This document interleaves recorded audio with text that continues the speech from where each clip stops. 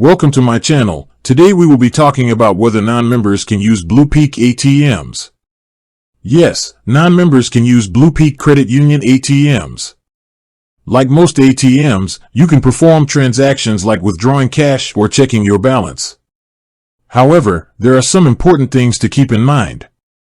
You will likely be charged a fee for using the ATM. BluPeak Credit Union's fee schedule states that they charge a fee for ATM withdrawals and balance inquiries at non-BluPeak and non-COOP ATMs. Even if you're not a BluPeak member, you may still be able to avoid these fees if your bank or credit union is part of the co-op network, which is a network of credit unions that share ATMs. BluPeak is part of this network, and it gives you access to a huge number of surcharge-free ATMs.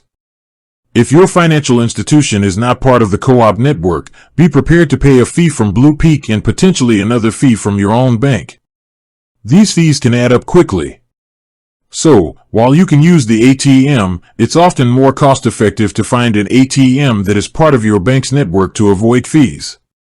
With that being said, thank you for watching. For more finance videos, kindly check my page. Please like, share, comment, and subscribe to my channel. Thank you.